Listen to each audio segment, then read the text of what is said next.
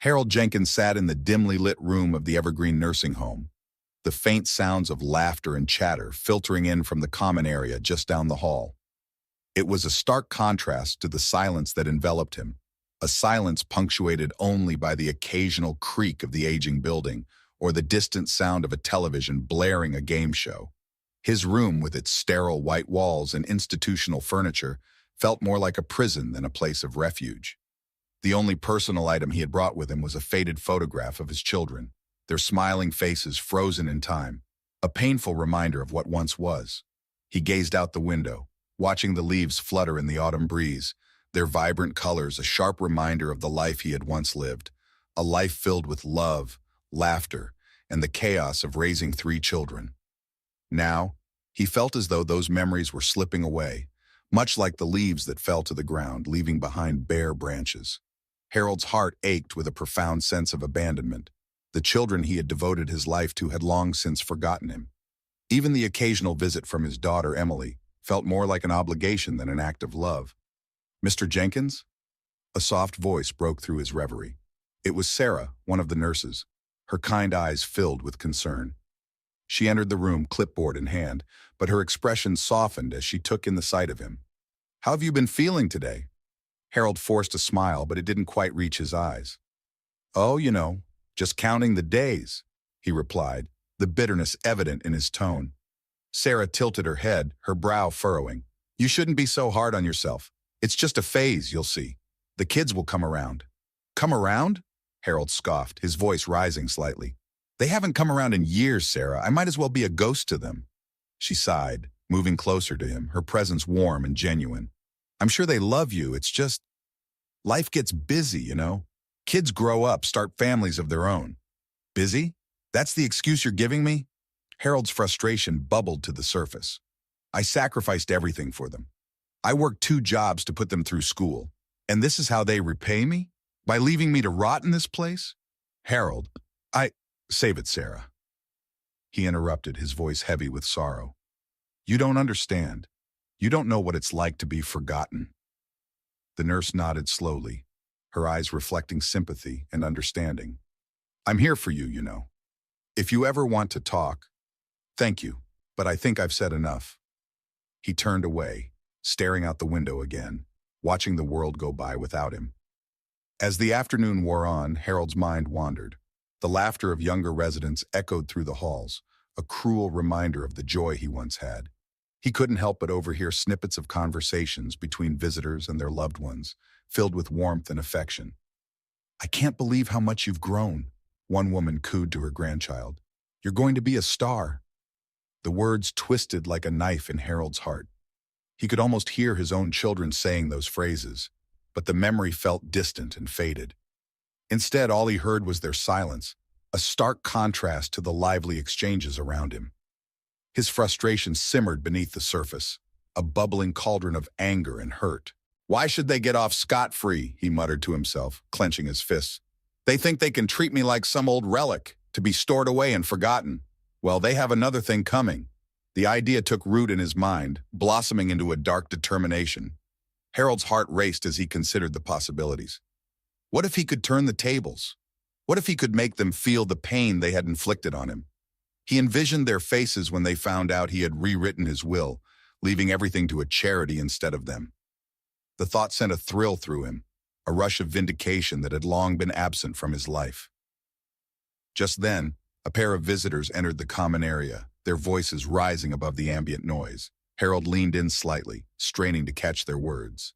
"And my sister is already planning the big family gathering," one woman said, her tone filled with excitement. "Can you believe it? She's already baking cookies for the kids." "I know, right?" her companion replied. "It's so nice to see everyone together again. My parents would be thrilled if they could see us all." A wave of bitterness washed over Harold. He felt like a spectator in his own life, watching others celebrate the very thing he had lost. "Why did I bother?" he whispered bitterly to himself. "I gave them everything, and now they're all just gone." His mind raced with anger and resentment. He could almost hear the laughter of his children, the way they used to run to him when they were young, their faces lighting up with joy. But that joy had turned to indifference, and he felt the weight of betrayal pressing down on him like a heavy shroud. The more he thought about it, the more clarity he found. He would make them regret their choices. They would learn that their father was not to be trifled with, that he had a legacy to uphold, and that they had squandered their chance to be a part of it. "Mr. Jenkins, are you all right?" Sarah's voice broke through his thoughts once again, pulling him back to the present. "Yes, just thinking," he replied, forcing a smile that didn't quite reach his eyes. "Thinking about your family?" she asked gently. "Something like that," he said, his mind racing with plans that were beginning to take shape. "Just remember, they still care about you." Harold raised an eyebrow, allowing a cynical smile to form. "Care, maybe, but love? That's a different story." As Sarah moved on to attend to other residents, Harold's thoughts became increasingly dark. He could already envision the moment when he would reveal his intentions. The look of shock on their faces, the disbelief in their eyes, the way they would scramble to understand how things had gone so wrong. He leaned back in his chair, a sense of satisfaction filling him. The bitterness that had once consumed him began to transform into something else, a powerful resolve. He would not be a victim any longer. He would reclaim his narrative, and his children would learn that actions have consequences. "Let them come," he whispered to himself, a determined glint igniting in his eyes. "Let them come and see what they've lost." Harold Jenkins sat in his small, dimly lit room at the Evergreen Nursing Home, the faint sounds of laughter and chatter wafting in from the common area. It was a stark contrast to the silence that enveloped him, a silence that had become a constant companion in the years since his children had abandoned him. He stared out of the window, watching the leaves flutter in the gentle breeze, each one a reminder of the seasons he had once shared with his family. Memories flooded his mind, poignant and bittersweet, igniting a fire within him that had long been extinguished by neglect. He recalled the days when his children, Emily and Tyler, were small. Their laughter would fill the air as they played in the backyard, their faces aglow with innocence and joy. Harold had sacrificed so much for them, long hours at work, skipped vacations, and countless sleepless nights. Yet here he was, forgotten and alone, while they lived their lives without a second thought to his well-being. "Hey, Mr. Jenkins," a soft voice broke his reverie. It was Sarah, one of the nurses, with her warm smile and kind eyes. She entered the room with a tray of food, her presence a small comfort in the otherwise sterile environment. "How are you feeling today?" "Just fine, Sarah," he replied, though the words felt hollow. "Just fine." "Are you sure? You've been awfully quiet lately," she observed, her brow furrowing with concern.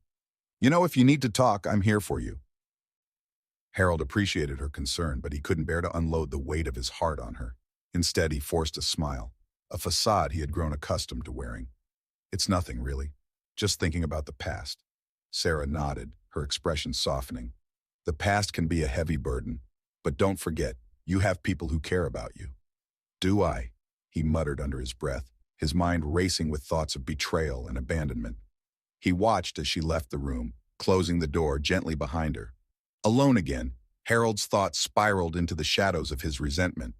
As he sat in silence, he overheard two visitors chatting outside his door, their voices carrying the weight of their familiarity. "I can't believe he's still here," one of them said, laughter in her tone. "I heard he's loaded. His kids only visit when they need something." "Yeah, I heard they're just waiting for him to kick the bucket. It's disgusting," the other replied, her voice laced with disdain. Harold's heart raced, the anger bubbling to the surface. How could they talk about him like that? How could his children allow themselves to be reduced to vultures, circling a dying man for his fortune? It was then that a plan began to form in his mind, a dark and twisted notion that took root in his heart, a desire for revenge that would burn brightly against the backdrop of his sorrow. He would make his children regret their decision to abandon him, to forget him. They would learn that loyalty and love were not to be taken for granted. Days turned into weeks, and Harold spent countless hours reminiscing about the sacrifices he had made for Emily and Tyler. He remembered the sacrifices he had made, the dreams he had set aside, all in the name of family. Each memory fueled his resolve, each moment of reflection a step closer to the decision he knew he had to make. One afternoon, he summoned the courage to contact Mr. Thompson, the family lawyer who had handled his affairs for years. The meeting was set for the following Tuesday, and a thrill of anticipation pulsed through Harold as he imagined the final outcome. He could almost see the looks of shock on his children's faces when they realized they were cut out of his will. On the day of the meeting, he donned his best suit, the one he had reserved for special occasions, and made his way to the lawyer's office. The building was sleek and modern, a stark contrast to the drab walls of the nursing home. As he entered, the receptionist greeted him warmly, and soon enough, Mr. Thompson appeared, his face breaking into a smile. "Harold, it's been a while. How can I assist you today?" The lawyer gestured for him to sit, his demeanor professional yet friendly. "I need to make some changes to my will," Harold stated, his voice steady, though a tremor of excitement coursed through him. "Of course. I assume you want to ensure your children are still the beneficiaries?" Mr. Thompson inquired, raising an eyebrow. "No, I want to disinherit them," Harold replied firmly.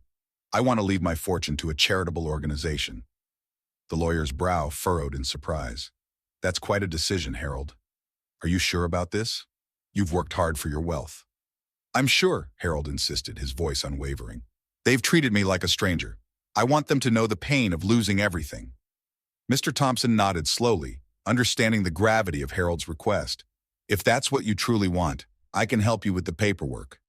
We'll need to ensure everything is legally sound." As they discussed the details, Harold felt a sense of liberation wash over him. This was his chance to take control, to rewrite the narrative of his life. He could already envision his children's faces when they learned the truth: disbelief, anger, and ultimately, regret. After the meeting, Harold returned to the nursing home, his heart full of newfound determination. The weight of neglect and abandonment began to lift, replaced by a resolve that fueled his every thought. He overheard a nurse gossiping in the hallway, her words piercing through the veneer of his contentment. "Did you hear about Mr. Jenkins? His kids only come around for his money."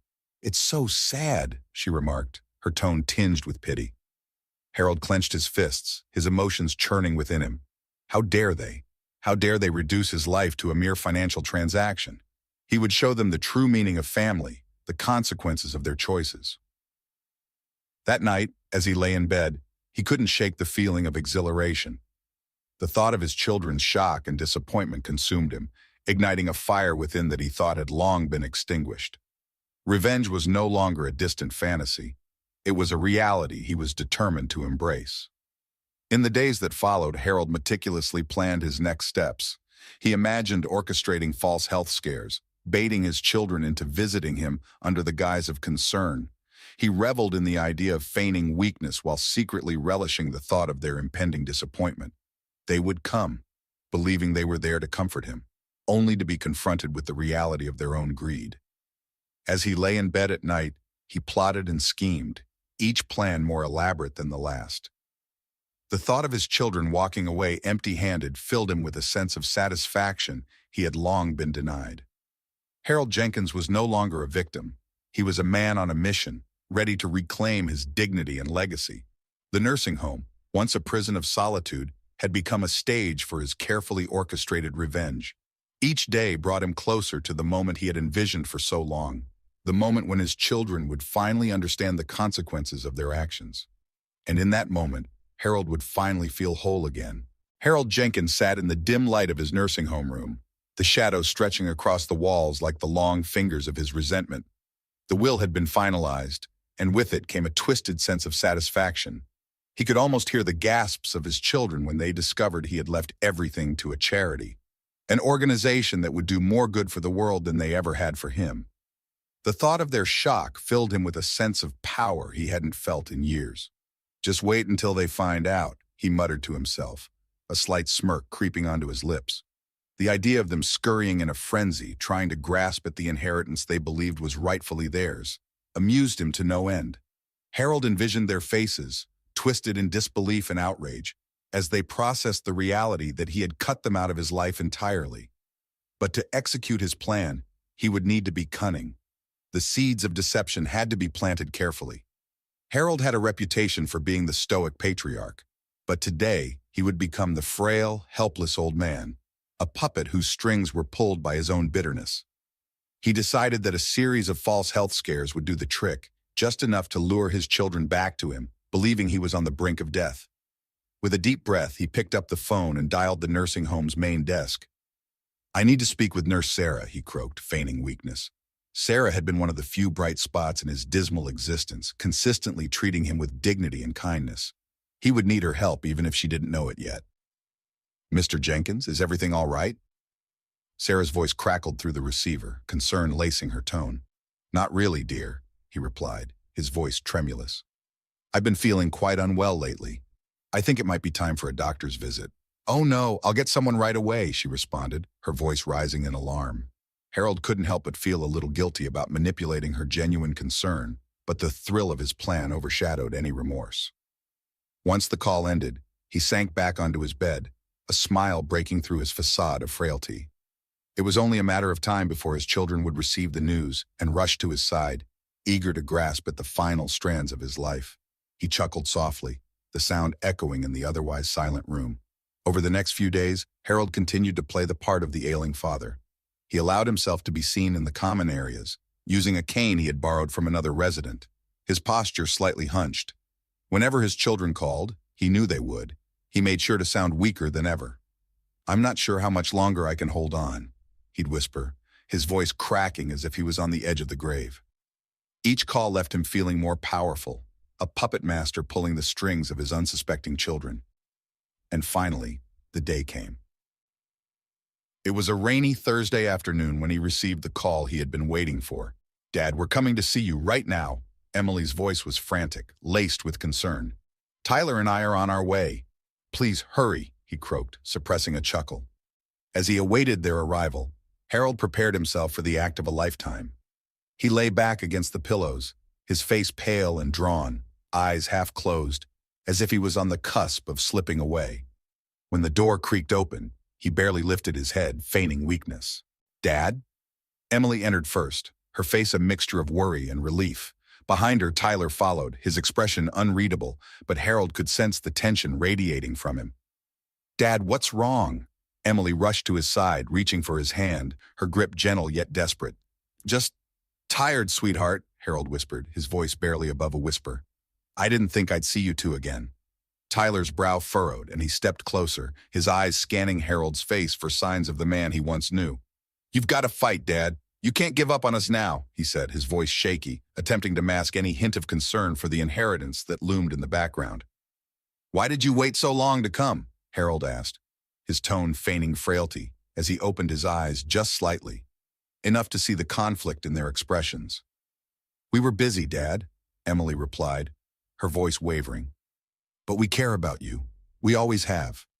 The words stung Harold, but he simply nodded, focusing on the act he had crafted so meticulously. I wish things had been different.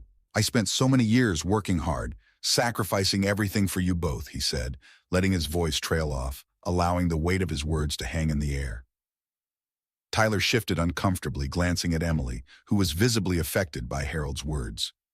"We didn't mean to neglect you," he said, a hint of defensiveness creeping into his voice. "Things just got complicated." "Complicated?" Harold echoed, his voice rising slightly. "You mean you got busy living your lives while I sat here alone? That's what you call complicated?" The tension in the room thickened, palpable and charged. Emily's eyes filled with tears. "It wasn't like that, Dad. We thought you were okay. We thought you were happy here." "Happy? Here?" Harold scoffed, the bitterness bubbling to the surface. "You think I'm happy in this place? You think I wanted to end my days in a nursing home, forgotten by my own children?" "Dad, please," Emily whispered, her voice breaking. "We're here now. We can make it right." He leaned back against the pillows, masking the glee that bubbled beneath his troubled facade. The stage was set, and all he had to do was play the role of the heartbroken father while secretly relishing in the chaos of their undoing. "Can you promise me something?" Harold asked, his voice weak but laced with a newfound authority. "Promise me that if I get through this, you'll come to visit me more often? That you'll care?" "Of course, Dad," Tyler said, his eyes wide with sincerity. "We'll do better, I promise." "Good, because I don't have much time left," Harold said, allowing a dramatic pause. The silence that followed was heavy, filled with the weight of unspoken truths and buried resentments. Harold's heart raced, not from fear of death, but from the thrill of his impending victory. In that moment, he realized that he had them right where he wanted them. The facade of frailty and vulnerability was a mere veil over the bitter legacy he was preparing to leave behind, a legacy that would forever change the lives of those who had chosen to abandon him. The fluorescent lights of the Evergreen nursing home hummed quietly as Harold Jenkins sat in his small room, staring out the window.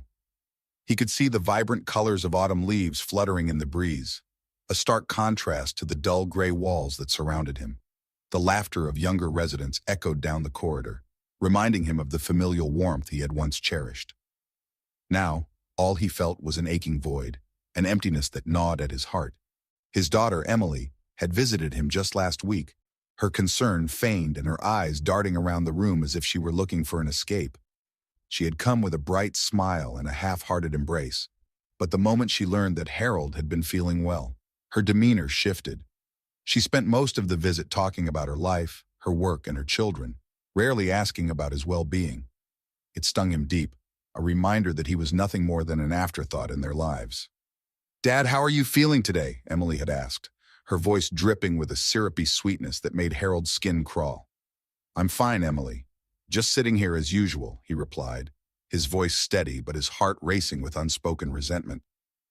As she continued to prattle on about mundane topics, Harold found himself staring at the framed photographs on his bedside table. His children as young kids, their faces brimming with joy and innocence. Those were the days when he felt needed, when every sacrifice he made seemed worthwhile. But time had a cruel way of erasing those moments, replacing them with cold indifference. Now, as he sat alone, he remembered the day he'd made the decision to rewrite his will. It was a rainy afternoon, the sky weeping as if it understood his sorrow. He had met with Mr. Thompson, the attorney who had handled his affairs for decades, and the realization that he could control his legacy filled him with a newfound sense of power. "Are you sure about this, Mr. Jenkins?" Mr. Thompson had asked, his brow furrowing in concern. "You know this will change everything for your family." "Yes, I'm sure," Harold had replied, a steely determination in his voice. "They don't deserve a dime of what I've built." As the days passed, Harold meticulously planned how to confront his children. He orchestrated a series of feigned health scares, each more elaborate than the last. He imagined the look of panic on their faces when they received the phone call about his supposed declining health, how they would rush to his side, believing they were losing him. The thought made his heart race with anticipation. On a particularly overcast day, Harold put his plan into action. He feigned another dizzy spell, calling for the nurse, who rushed in with a concerned look on her face. "Mr. Jenkins, what's wrong?" Sarah asked, her voice laced with urgency. "I just feel so weak, Sarah. I don't think I can go on much longer," he croaked, allowing a hint of frailty to seep into his voice. "Oh, don't say that. You're going to be just fine. I'll get the doctor," she replied, her eyes wide with worry. Harold smirked inwardly as she left the room. He knew that his children would be here soon. He could almost hear the screech of their tires in the parking lot, the hurried footsteps echoing down the hall. And then, as if on cue, Emily and Tyler burst into the room, their faces a mix of alarm and forced concern. "Dad, what's going on?" Emily exclaimed, rushing to his side. Tyler followed closely, his expression one of barely concealed annoyance. I don't know how much longer I can hold on," Harold said, his voice trembling. He leaned back against the pillows, feigning weakness, while inside he reveled in their distress. "Stop talking like that, Dad. You're going to be okay," Tyler said sharply, his tone more agitated than caring. "You always do this to us." "Do what? Just express my feelings?" Harold shot back, his voice gaining strength. "You both have been so caught up in your lives that you forgot I existed." The air in the room thickened with tension. Emily's face twisted in confusion. "That's not fair, Dad. We're busy with our own families. You know that." "Busy with your own lives, yes, but you never think about me." Harold's voice rose, emboldened by the confrontation. "You think I don't know why you visit? It's not out of love, it's for what I can give you." "Dad, that's not true. We love you," Emily insisted, her eyes welling with tears that she fought to hold back. Harold laughed bitterly, the sound echoing in the small room. "Love? You call this love? You're more interested in my money than in my well-being. I've seen you both squabble over my possessions even before I'm gone. I'm not a fool." Tyler's patience snapped. "This is ridiculous. We came here out of concern, and all you do is throw accusations. You're being selfish." "Selfish?" Harold echoed, incredulous. "You think I'm being selfish? You two left me here to rot. I've sacrificed everything for you, and this is how you repay me? Emily stepped forward, her face flushed with both anger and guilt. You know we didn't mean to leave you. It was never about that. We had to think about our own families too. Your own families, Harold scoffed, his voice dripping with sarcasm. And what about the family you left behind? You can't even look me in the eye and admit you've neglected me. The confrontation escalated, voices raised, emotions raw. Tyler balled his fists, the frustration radiating from him. We're not here to argue, Dad. We just want to make sure you're okay. Too late for that, Harold shot back, his heart racing with the thrill of their anger. This is what you wanted, isn't it? To be free of your obligations to me? Well, guess what? You've succeeded. Emily turned to Tyler, her face a mask of confusion and hurt. Let's just go, she said, her voice trembling. This isn't helping anything. Fine, I'm done with this, Tyler spat out, storming toward the door. You think you can just say whatever you want, and we'll take it? You're wrong. As they turned to leave, Harold felt a surge of satisfaction wash over him. He had finally confronted them, finally unleashed the bitterness that had festered for years. He watched as they exited the room, their backs turned in defeat, the door slamming shut behind them. Goodbye, he muttered under his breath, a smile creeping across his face. He leaned back against the pillows, the weight of his emotions lifting, replaced with a sense of vindication. For years he had been the one left behind, the one who had sacrificed everything for the children who now abandoned him, but no more. He had taken control of his narrative, and the thought of his children's anger fueled him further. They would return, he knew, believing they had some claim to his fortune. But they were mistaken.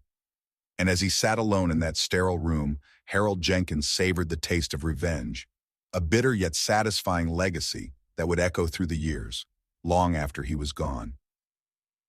Harold Jenkins sat in his small, dimly lit room at the Evergreen Nursing Home, the faint hum of the fluorescent lights buzzing above him. It was a place that had become a prison of sorts, where the laughter of younger residents echoed in the halls, a stark contrast to the silence that enveloped him. He stared out the window, watching the leaves flutter in the autumn breeze, their vibrant colors reminding him of a time when life was filled with warmth and joy. But those days felt like a distant memory, overshadowed by the bitter reality of being abandoned by his children. As he sat there, lost in his thoughts, the door creaked open, and Nurse Sarah entered. A kind woman in her 30s, she had a comforting presence that managed to pierce through Harold's thick wall of resentment. She approached him with her usual warm smile, but today she could see the shadows in his eyes. "Good morning, Mr. Jenkins," she said gently, her voice soothing like a balm. "How are we feeling today?" Harold forced a smile, though it didn't quite reach his eyes. "Oh, just peachy, Sarah. Another day in paradise," he replied, his tone laced with sarcasm. She frowned slightly, sensing his discontent. "You know, if you ever want to talk about anything, I'm here for you." He appreciated her offer, but knew deep down that no amount of sympathy could alleviate the hurt he felt from his children's abandonment.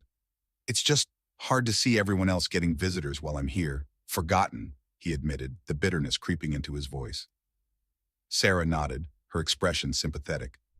"It's not right, Mr. Jenkins. You deserve to be surrounded by family." As she busied herself with checking his vitals, Harold's mind drifted back to the conversations he had overheard among the visitors. Two women had been discussing their families, the joy of their children's accomplishments, and the love that seemed to radiate from their gatherings. Meanwhile, he had been left to ponder his own legacy, feeling the weight of neglect heavy on his heart. It simmered in him, a potent mix of anger and sadness, fueling a desire for revenge that had taken root in his mind. After Sarah left, Harold leaned back in his chair, the wheels of his mind turning. He thought of his children, Emily and Tyler, who had been so quick to abandon him in his time of need, choosing their own lives over their father. "They'll regret this," he muttered to himself, fingers curling into fists. The idea of rewriting his will had become an obsession, a way to strike back at the betrayal he felt. Days turned into weeks as Harold meticulously plotted his revenge. He met with Mr. Thompson, a lawyer he had known for years, in the dimly lit corner of a nearby cafe.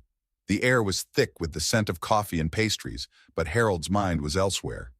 "Mr. Jenkins," Thompson began, his voice steady but curious. "What brings you here today?" Harold leaned forward, his eyes gleaming with determination. "I want to change my will. My children will receive nothing." Thompson raised an eyebrow, intrigued. Are you sure about this? It's a significant decision. Oh, I'm quite sure, Harold replied, a smile creeping onto his lips. I want to leave everything to charity. Let them see what it feels like to be left behind. As the lawyer began drafting the new will, Harold felt a thrill of satisfaction wash over him. He could almost envision the look of shock on Emily and Tyler's faces when they discovered they were cut out entirely. It was a delicious fantasy that warmed his heart. Returning to the nursing home, he overheard a nurse gossiping about his children's visits, the tone dripping with disdain. They only come for his money, you know, she said, her voice low. They're counting on him to kick the bucket soon. Harold clenched his jaw, the bitterness bubbling to the surface. He had heard whispers like that before, but now they fueled his resolve. They thought they could manipulate him, that their deceit would go unnoticed. Little did they know, he was one step ahead. In the weeks that followed, Harold orchestrated a series of false health scares. He feigned dizziness, played up minor ailments, and even enlisted Sarah to help with his act. Just a little more convincing, he whispered to her, a mischievous glint in his eye. What are you up to, Mr. Jenkins? She questioned, concern etched on her face. Just a little game, he replied cryptically, leaving her puzzled but compliant. Finally, the day arrived when both Emily and Tyler rushed to his side, panic etched on their faces. They had received the news of his supposed decline and could hardly contain their concern. Dad, are you okay? Emily exclaimed, her voice a mix of fear and urgency.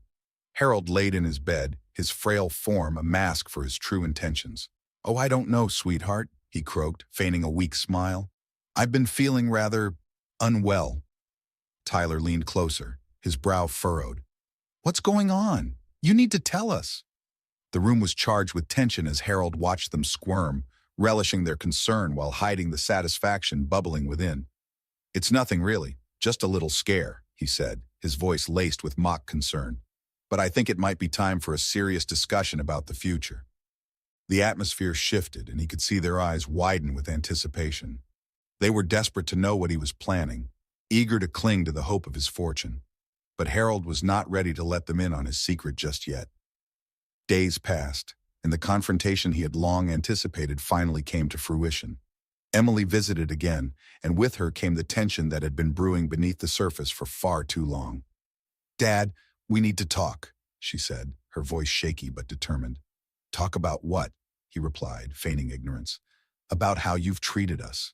You've pushed us away, and it's not fair, she blurted out, her frustration spilling over. Harold leaned back, his heart racing with exhilaration. You think this is about you? You think your neglect hasn't hurt me? He shot back, his voice rising. I was there for you when you needed me. Where were you when I needed you? Tyler stepped forward, anger flaring in his eyes. This is about money, isn't it? We know you're planning to cut us out. Harold smirked, enjoying their indignation. You think I'm a fool? I know how you both have changed over the years. You only come around when it benefits you. Stop it, Emily shouted, her voice breaking. We care about you. Do you? Or do you care about what's in my bank account? Harold challenged, his heart pounding in his chest. The confrontation escalated, voices raised, accusations flying. As they stormed out, vowing to return, Harold couldn't help but smile to himself, savoring the taste of their anger. But the revelry of revenge was short-lived. Shortly after their departure, a letter arrived, slipping through the cracks of his carefully constructed world. Harold's hands trembled as he opened it, the words blurring before his eyes. A private investigator had uncovered a shocking truth. One of his children had been siphoning money from his accounts for years. Fury surged within him, a fire igniting that he had never anticipated. His plans now shifted into overdrive. He would expose this betrayal publicly, ensuring that not only would his children be left with nothing, but they would also face the humiliation they deserved. As he prepared for the reading of his will, emotions swirled within him. Satisfaction mingled with unease. Would this act of vengeance truly bring him the peace he sought, or would it only deepen the wounds that had already festered for far too long? The questions gnawed at him as he stared into the mirror, the reflection of an old man steeped in bitterness and regret. But he would not back down now. The time for reckoning was near. Harold Jenkins was ready to unveil the truth, and with it, the bitter legacy he would leave behind. The air in the dimly lit conference room was thick with anticipation. the kind of atmosphere that seemed to buzz with the unspoken thoughts of those gathered. Harold Jenkins sat at the head of the long oak table, his heart racing with a mix of excitement and anxiety. Today was the day he would finally unveil his carefully crafted revenge against the children who had abandoned him. He could almost taste the bitterness of their impending disappointment as he glanced at their faces. Emily, with her meticulously styled hair and forced smile, and Tyler, who fidgeted nervously, his eyes darting around the room. "Are you ready, Dad?" Emily asked, her voice edged with faux concern. But Harold could see the eagerness beneath her facade. She had come, like a vulture, to pick at the remains of his life, expecting to find a treasure trove of wealth still waiting to be claimed. "Ready as I'll ever be," Harold replied, his voice steady, even as he felt a flutter of nerves in his stomach. He looked around the room, taking in the sight of his children and their families. Tyler's wife, Jenna, sat beside him, her expression unreadable, while Emily's husband, Greg, fiddled with his watch, clearly impatient for the proceedings to begin. The atmosphere shifted as Mr. Thompson, the lawyer, entered the room, carrying a thin folder that contained the document that would seal Harold's children's fate. "Thank you all for coming," he said, his tone professional yet slightly perfunctory. "We are here today to read the last will and testament of Harold Jenkins." Harold felt a strange surge of satisfaction at the sight of the lawyer, a man who had been in on his plan from the beginning. He nodded at Mr. Thompson, who proceeded to open the folder. "Mr. Jenkins has made some significant changes to his will," he began, glancing at Harold with a hint of approval. "As you all know, it has been a difficult time for him, and he has decided to leave his estate to a charitable organization that he holds dear." The room fell silent, the weight of the words hanging heavily in the air. Harold savored the moment, watching the shock dawn on his children's faces. Emily's mouth dropped open, and Tyler's brow furrowed as he leaned forward, incredulous. "Dad, what do you mean?" Tyler exclaimed, his voice rising in disbelief. "You can't just cut us out like this." "Why not?" Harold replied, his tone icy.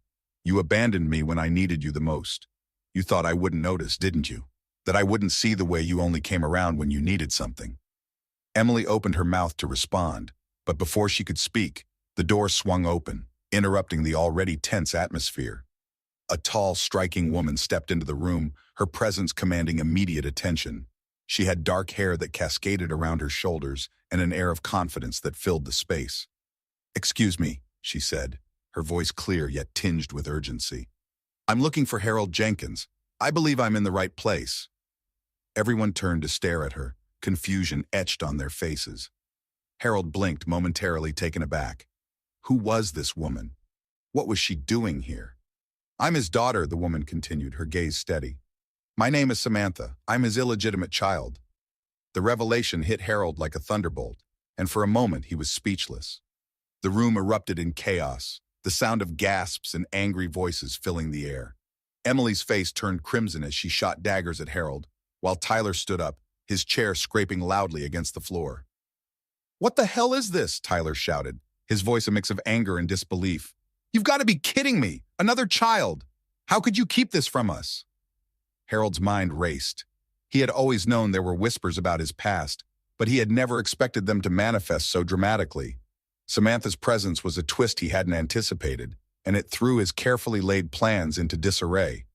"Dad, is this true?" Emily demanded, her voice strained. "Did you really have a child with someone else?" Harold felt the weight of their scrutiny, the accusations hanging in the air like a noose tightening around his neck. "It's true," he admitted, his voice low. "But it was a long time ago. I never intended for it to come to this. I thought it was behind me." Samantha stepped forward, her expression softening as she looked at Harold. "I came here because I wanted to know you. I wanted a chance to connect with you, to understand who I am. But now—" Her voice trailed off, glancing at the chaos around her. "I can see it's complicated." "Complicated? It's a disaster!" Tyler yelled, throwing his hands up in frustration. "You don't just waltz in here and claim a piece of the pie. You have no right." "Actually," Mr. Thompson interjected, his professional demeanor unshaken by the turmoil, "under the law, Samantha has a legitimate claim to the inheritance, just as much as you do." The room fell silent again, the gravity of the situation sinking in. Harold could feel the heat of anger radiating from his children, but he also felt a strange sense of liberation. This revelation had turned his plan on its head, But it also provided an unexpected twist, one that he hadn't foreseen. "Look," Harold said, addressing the room, "I never wanted to hurt any of you. But you need to understand that I'm not just a cash cow for you to exploit. I deserve respect, and I deserve to make my own choices about my legacy." Emily's expression softened slightly, but Tyler remained defiant. "You're just trying to punish us for something we didn't do. This is ridiculous, Dad." "Ridiculous?" Harold echoed, his voice rising. "You think it's ridiculous that I want to leave my fortune to those who actually care about the work they do? I've spent years watching you both show up only when it benefited you.